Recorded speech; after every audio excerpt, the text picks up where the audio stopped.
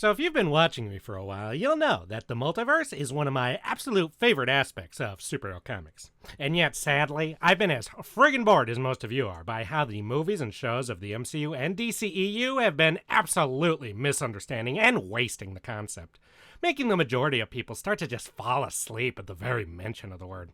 So I am happy and surprised as hell to finally see a superhero show that both uses the concept well and introduces it in a way that regular audiences can actually follow. And I know there'll be a number of you that have clicked on this video, that I'm just drumming up clickbait by glazing Peacemaker's use of it so much after just a couple of episodes. But that is exactly why I am so complimentary here, man. The multiverse is often treated in movies like this big, epic, important, complicated thing. But at its core, it just ain't. It's super goddamn simple. And thank God it seems like the DCU is gonna be treating it that way. And while I love big convoluted multiversal stories where universes hang in the balance and you're being constantly bombarded with 50 different versions of like 50 different characters all at once, the majority of people find that kind of stuff confusing and exhausting as hell. You can't just start delving into that comic nonsense right out of the gate in these movies. And while people are still confused about what a multiverse even friggin' is out of these other continuities, it seems like the DCU understands how to ease people into the concept before things get all weird as hell. So while Peacemaker's use of the concept will surely be explored much further as Season 2 progresses, here are the 3 major reasons that even after only a couple of friggin' episodes, it's clear that James Gunn understands what makes the multiverse such a cool and powerful element of superhero stories. While the many movies and shows of the MCU's so-called Multiverse Saga seem on average to have no godly friggin' idea what's made it such an endearing part of comic continuity across all of these decades. With the first being something incredibly, incredibly simple, and that is the simplicity of the concept. The MCU first started introducing the concept of the multiverse in Endgame, and more so in Loki, as being created when variations happen across the timeline, whether due to changes from time travelers or just spontaneously, and cause branches to split off from the main timeline that continue on with those changes forming into their own separate universes, branching off from the main one. We're shown this through the TVA, who polices a sacred timeline and travel back to prune off the branches of divergent timelines to keep them from growing out far enough into the future where alternate universe versions of Kang can travel between them to cause inter-universal war. Now, I think I summed that up pretty simple and straightforward, but that's because I am one of the biggest goddamn nerds about this stuff that exists. Ask your casual viewer, i.e. the vast majority of movie viewers who are going to decide whether Avengers Secret Wars hits $1 billion friggin' dollars or bombs horribly, and I guarantee that they won't be able to explain the MCU's initial multiverse to you even half that clearly. Likely, they'll look at you like you're speaking in tongues and bring you to the local priest for a goddamn exorcism. Most people already lock up in their brains when someone starts trying to explain time travel to them. Tying the multiverse to time travel made things needlessly complicated for your average, let's be polite and say, utter dipshit movie fan. And that's not even getting into it being even more complicated due to the fact that somehow those differing variants branching off from that one main timeline are able to somehow look completely different from each other despite having basically the exact same history up to the point of the departure. Or the fact that there are timelines completely detached from the so-called sacred one introduced later on in the movies like No Way Home and Wolverine and Deadpool had. Despite the fact that they're kind of treated like they're attached to each other, with the TVA and Deadpool policing his universe but still referring to the MCU as the sacred timeline, there's likely some continuity that would explain the different universes and timelines' relationship to each other in the MCU, but the point here is, the more you think about this, the more convoluted it becomes, and the majority of people aren't going to bother to care about thinking about all of this at all in the first place. That's the movie's job. While back in the DCEU's version of the multiverse, things weren't much simpler. In fact, they were even more convoluted. They used the multiverse in Flash, but not in a traditional way. Instead of having Barry just simply travel from one universe to another, he travels back in time, and somehow, due to different multiversal timelines crossing over or something, his universe crossed with a version of Michael Keaton's Batman's universe, causing an older version of that Batman to become ingrained within the continuity of the DCEU, completely overriding the Affleck Batman within that universe. They never go into what the hell any of that means, but the majority of people didn't understand this and still don't understand this in any way whatsoever, with lots of people still thinking Barry traveled to George Clooney's Batman universe at the end of that movie, despite the fact that he was clearly still in the DCEU, with him being able to clear his father's name due to changing one minor thing in the past while time traveling, and with Clooney's version of Batman just straight up remembering him, which would make no goddamn sense if he traveled over there. But I don't blame people for getting confused, because the movie just tossed a bunch of random nonsense at you and used the word multiverse to try and justify it without really thinking about what any of that meant. But we don't get any of that convoluted shit in Peacemaker. Instead, we see Peacemaker enter an interdimensional nexus that we'd already seen in the first season, where he stores the inventions his father had made. We see a weird-ass alien guy walk out of a similar door near him, letting us know that this nexus thing leads to other weird places. And then we see him walk over and see a bunch of other Peacemaker helmets in front of another very similar door, with a code on the door that is the same as his, that leads to another universe where his father is still alive and things are similar but different. Boom! Simple as hell. Any idiot in the world could understand this. The multiverse doesn't need time travel, alternate branching timelines with entire streaming series and 10-minute monologue info dumps to explain and justify it. It's just, this guy lives in this world where his dad is dead. And over here, literally just over through that door, is another universe where his dad is still alive. This does not need to be complicated. It never really was in the comics. Flash of Two Worlds back in the 60s was the comic that popularized the modern superhero multiverse. We learned that there are two Earths, just existing at different vibrational frequencies. One where Barry Allen is the Flash, and one where Jay Garrick was the Flash of the Golden Age and is now retired. Barry travels over there, they meet, and that's all. No spaghetti metaphors, no time travel, or the Ancient One drawing a bunch of random magic lines to show how things are going to branch if you take this little object out of this timeline. No frickin' giant bureaucratic organizations policing timelines to stop multiversal war. Just a place. And then another place you can go that's similar but different. This is the beauty of the multiverse in comics. It's so simple you can explain it in one sentence. It's so simple, even a child could understand it easily. Therefore, at least 90% of movie fans likely could too, if you don't overcomplicate it. It's just Hollywood writers think they're so namby-pamby smart, and that audiences are so stupid, that they need to overcomplicate things in a convoluted effort to ironically simplify them. But Peacemaker gets it. You just walk through another door and you're in another universe. And instead of envisioning it as alternate timelines, which just confuses the hell out of people, which doesn't make sense because you have plenty of universes where there are branching timelines and it doesn't create a new universe, it's just multiple timelines within one. That's how it works. A universe is totally different than a timeline, and they've completely overcomplicated that to the point where people use the word interchangeably. The show expresses alternate universes instead as alternate dimensions, which is also not accurate, but is a lot closer. And it's something that completely removes the time aspect from people's minds and gives them a much easier to follow framework. Zip, zam, thank you, ma'am. Easy as.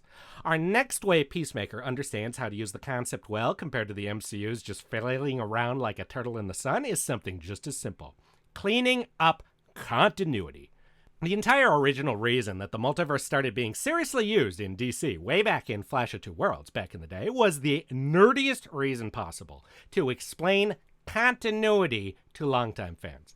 While Barry Allen was created to completely reboot The Flash and the Silver Age, there were those who still missed the classic Flash of the Golden Age, who just did not exist within this new continuity. Well, to explain that, they came up with the idea that he did still exist, just on an alternate Earth that was later expanded on to contain pretty much all of those Golden Age heroes who did not currently exist within the continuity of the modern Silver Age DC universe. Later, whenever a writer wanted to tell a story that could not exist within mainline continuity, or there was a story that accidentally broke some element of canon, it would often be said to exist on another world, with absolute nerds I deeply relate to later cataloging all of those worlds and assigning number designations to them. The very existence of and popularity of the multiverse as it exists within superhero fiction stems from wanting to clean up and explore elements of continuity. In the movies, they decided they wanted the multiverse to be the next big thing. But while in the comics, it naturally formed out of how convoluted those stories' continuity were becoming. Why did the people at the MCU and DCEU get such a hard-on for the idea? Two reasons. One, because it's a thing in the comics that comic people like. So if we bring it out into the movies, movie people will like it, but without understanding what made it popular to those comic people in the first place. And two, and the more important one, they thought it was a good excuse to have popular older actors return as the characters that they'd played in order to interact with new versions of those characters. And that was cool as hell in No Way Home. Huge fan of that movie, because it was similar to how Flash of Two Worlds had done it. But very quickly, since we've seen that the movies don't give half a bare shit about bringing those actors literally from the stories and continuity, we all loved them in back in the day, with characters like Beast, Xavier, Wolverine, and others clearly not actually being the literal versions of those characters that we'd loved in those original universes, but just doppelgangers who happen to be played by the same actors, making them completely new characters, forcing us to call into question if those Spider-Man, X-23, and Human Torch and characters who we just assumed are the same are actually even the versions we all fell in love with, or are just other very similar doppelgangers as well. With characters like Reeves' Superman literally not being the same actor and just some necromantic AI abomination, and George Clooney's Batman just being a little joke that didn't care about the continuity of any of this in any way whatsoever. Yeah, it's fun as hell to see these old actors come back. It's fun to see them dress up more like the characters. But what's the point if they're not playing the same character? And when people realized this was really the only reason the MCU and DCEU were doubling down so hard on the multiverse, a lot of people felt their nostalgia was just being exploited and quickly tuned out. But in Peacemaker, why are they using the multiverse? Well, I say the idea initially came out of necessity due to how messy continuity had become, similar to Flash of Two Worlds, and then grew out to become a story that they wanted to tell. Peacemaker Season 1 was created to be fully ingrained within the continuity of the DCEU, with the DCEU Justice League arriving at the end of the show, and Aquaman and Flash specifically having major cameos. When Season 2 of the show was announced as being part of the new DCU that was going to be replacing the DCEU, a lot of fans were very curious how or if they were going to rectify this seemingly huge continuity snafu. And now that Season 2 is out, we have our answer. And I see a lot of people online saying that they solved this problem by retconning out the Justice League and replacing them in Season 1's continuity with the Justice Gang instead, featuring cameos by Guy Gardner and Hawkgirl instead of Flash and Aquaman. But, that's not what I saw, man, and I'm pretty sure that's not what was intended. At the beginning of Season 2, Episode 1, the show starts with an unskippable recap that sums up the events of the first season of Peacemaker, which is where we see the new sequence with the Justice Gang instead of the Justice League. But the recap does not start with previously on Peacemaker. It very specifically starts with previously in the DCU. As in, this is what happened in the history of this new continuity we're watching. As in, the DCEU is one universe where events unfolded like this and the Justice League showed up at the end to help. But the DCU is a completely different universe where events played out exactly the same, but the Justice League does not exist. Instead, this Earth has a Justice Gang as its burgeoning new super team. There are two different worlds. The Peacemaker we're watching in Season 2 is not the same Peacemaker as in Season 1. He has the same exact backstory and personality. Everything happened exactly the same. For all intents and purposes, narratively, it is the same character. But in this infinite, or at least 99 world containing, according to the second episode, multiverse of DC shows and movies, these are two different Earths with both major and minor differences. In my opinion, this is where James Gunn got the initial idea to make the plot of this show about multiple universes. Because though he, on record, doesn't really care all that much about continuity, he knows that the fans of these things really, really do. And so while thinking about how to rectify the DCEU-DCU thing, he just said, F it, it's its own world, but the things I did in the previous ones are going to be exactly the same. This was the smartest way to do this, because it allows total nerds like me to catalog different worlds and have dividing points between the DCU and DCEU to keep them all separate continuities in my head. But for people who don't care about continuity and find it boring and exhausting, they are not forced to think about it at all in any way whatsoever. In the MCU, even the biggest idiots are forced to kind of think about how Professor X and Multiverse of Madness is different from the one they all watched back in the old X-Men movies, and it can encourage a lot of them to kind of stop caring. But here in Peacemaker, if you don't care about that kind of stuff, then in your head, this is just the same Peacemaker as Season 1. They just changed the Justice League. Who gives a shit? Let's just move forward. I think showing an alternate version of Peacemaker in the first episode was deliberate to send a message to obsessive freaks like me that there is a sort of logic between the split between these two universes, and we can stop asking them about it all the friggin' time. And on one hand, it can be kind of sad to think that we're following a different universe version of this guy than the one we followed in Season 1, and wonder if his story would go a little different, or if it would be the same. But when I think about it a bit more, I think, would it even continue? Towards the end of the DCEU, they were playing so loosely with continuity that it made it hard to even stay half invested. Barry had screwed up the timeline so much that Batman was George Clooney. We know that there was originally plans to just wipe Henry Cavill from continuity and replace him with a version of Supergirl, and God knows what else that they would have changed if they'd been allowed to continue, using time travel in the multiverse as a blanket excuse to just smash up whatever they wanted without caring. How do we even know Peacemaker still existed in that universe after what Flash did? If they didn't give a crap about their own Superman and Batman, why would they care about Peacemaker? Unless I see otherwise, I'm just going to assume he and all the Gunn aspects of the DCEU were just tragically wiped from continuity as the universe imploded in upon itself, killing everyone, and hope they continue to take their stories and characters more seriously in this new universe that we're following.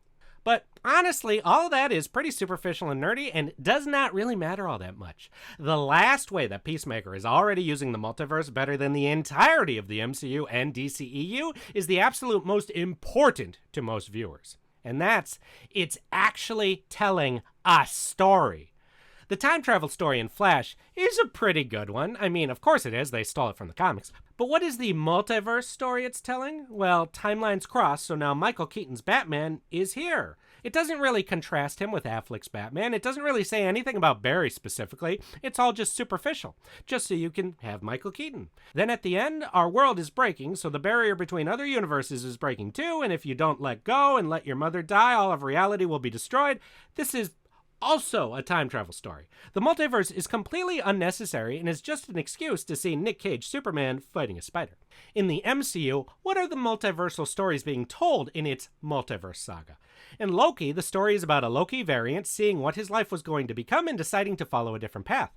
Also more of a time travel story since he's seeing and avoiding his own future. With Sylvie, they act like there's a multiverse story being told here, but her life is so completely different from Loki's that she's basically just an entirely different character. There's a little moment where the classic version of Loki and our Loki talk about how much classic Loki regretted hiding and escaping to live out his days when Thanos killed Thor and the other Asgardians, which of course is very different, not from this Loki, but from the future Loki who died. But it's very quick, not fully explored, and actually kind of more relates to the choices of a totally different Loki than the one we're following. It's part of why that was one of the best episodes of the show, but it's such a small part of that overall series that it's more of a time travel show instead in the end.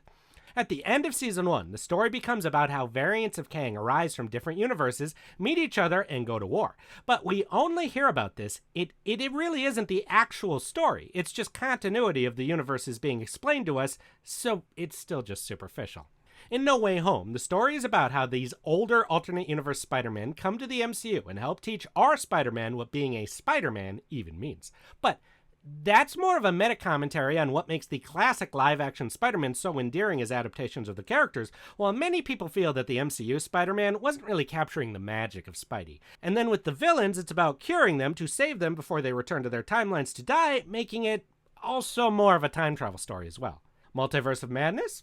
The story is closer to a multiverse story, with Wanda wanting to replace her lost children with versions from another universe, but the Wanda she finds to steal kids from is so dissimilar from her that the story can't really say anything about what makes the two versions similar and different. Our Wanda lost her kids because they were never real. This alternate universe version seemingly somehow gave birth to versions of those kids. We don't see much contrasted between the two Wandas. They're basically completely different characters from each other at this point. Literally, if it was just the same kids who had been born to some random woman who wasn't Wanda, besides the whole dreamwalking thing, the plot wouldn't have been very different. With Doctor Strange, you could make the argument that we do kinda get a multiverse story a little bit, since we have two things that contrast our Strange with the others we see. The first is how much he laments not being with Christine, and we see other universes where a Strange went mad from that loneliness, basically destroyed his world and turned into an unrepentant, psychotic, multiversal serial killer.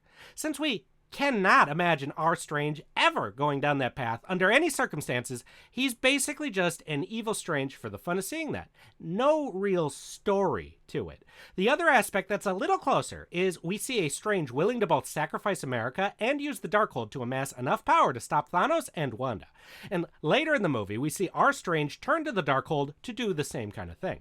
But this theme is kind of just in the background. It's not actually explored very much. It's not the main running theme of the movie. Strange doesn't really learn anything from the other Stranges, and they're so different that they're basically, again, just different characters, not multiversal variants.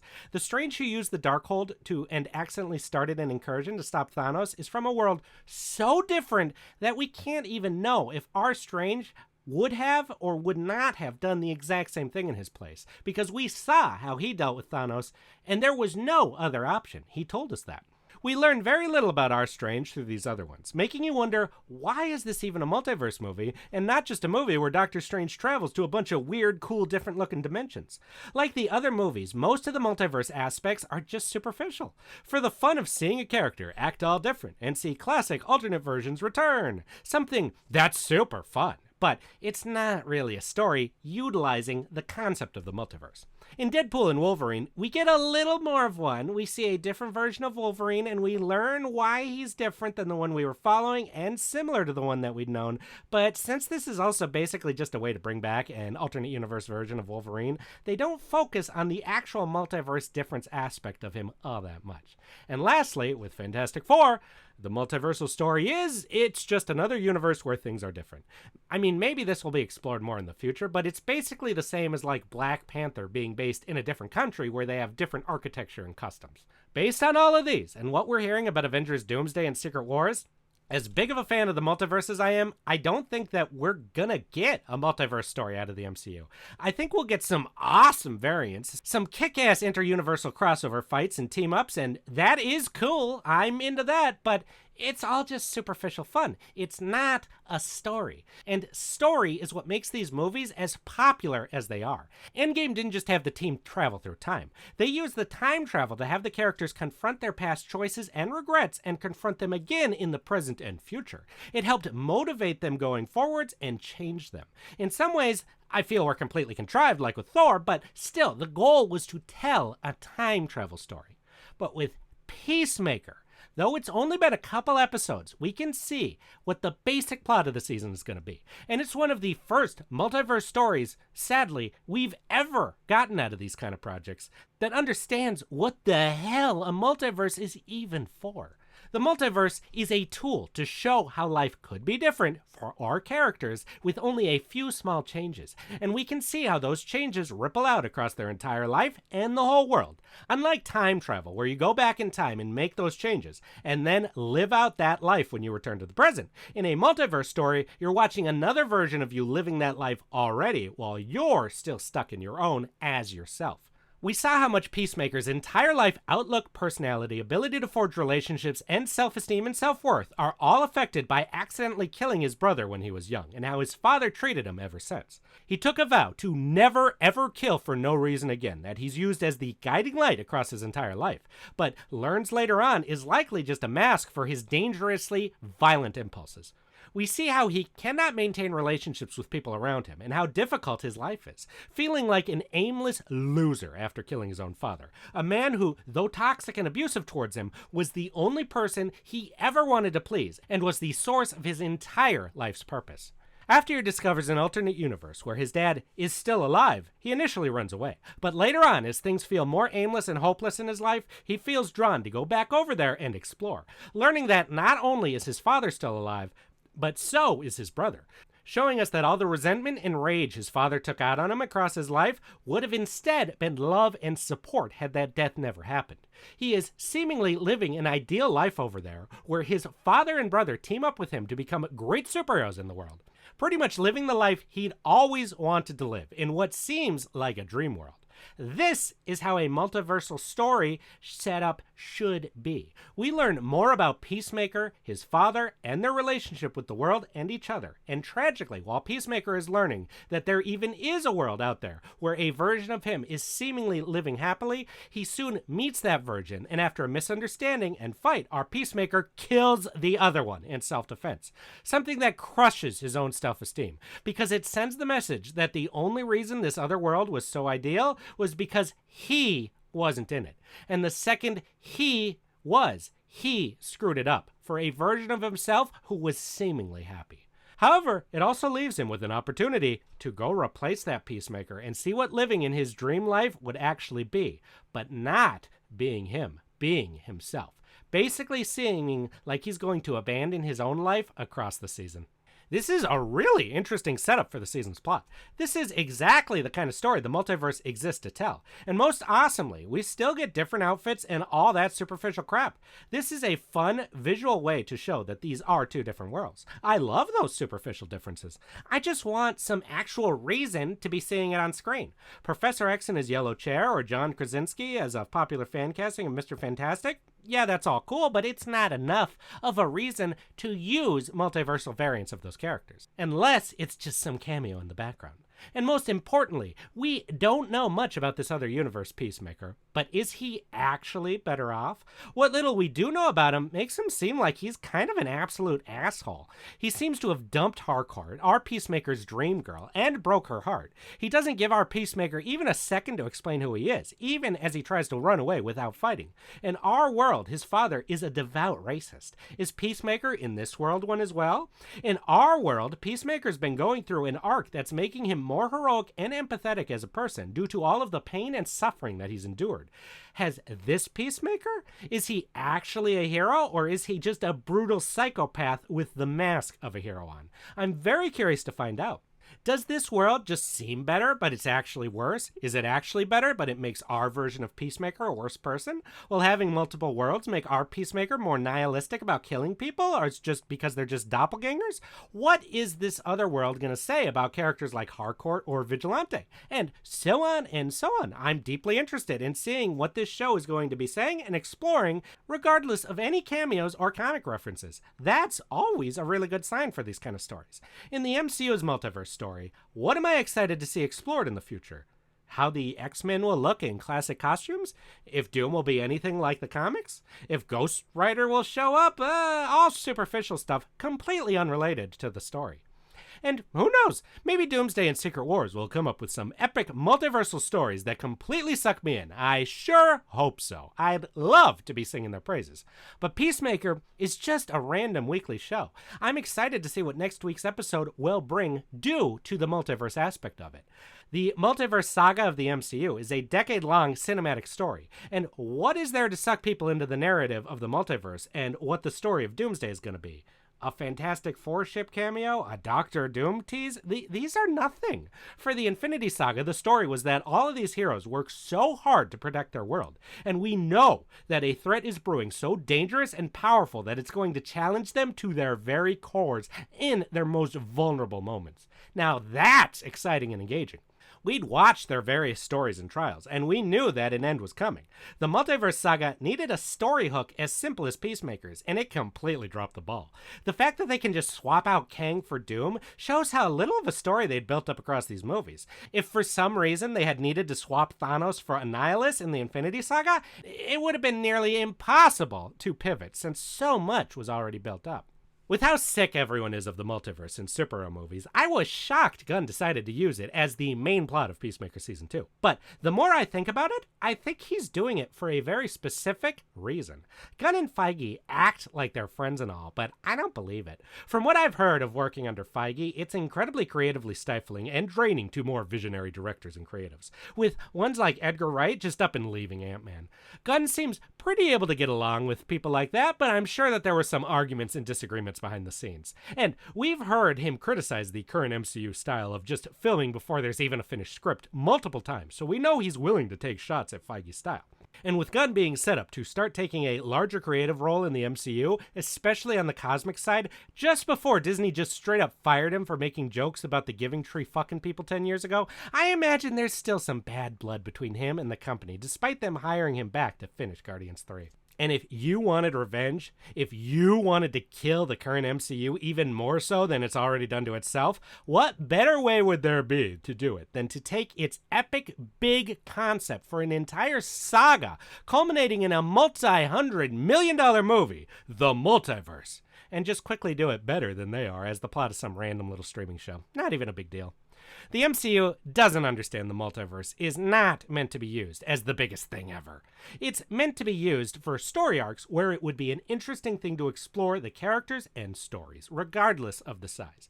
Then, when you've built up enough of these alternate universes, then you pull the trigger on doing a big epic event-style story.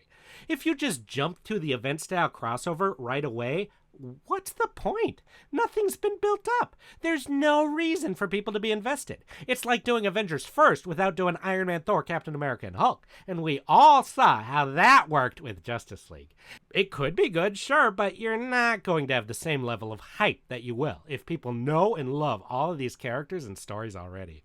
And it's crazy to finally see a good multiverse superhero story from frickin' Peacemaker of all shows. But as someone who loves these kind of stories, I'm very curious to see where it goes and if it affects the greater DCU. Anywho, that's all I got about multiverses for today. If you like this video, I always appreciate a like, sub, and the clicking of that little bell so you'll know when I post more niche ramblings like this. And if you want more words of written form from me, go give me a follow on, I don't know what it's called due to my bird blindness, so we'll just call it X to see me post words about various things between videos. Anyway, until next time, catch y'all homies on the flip side. Woo!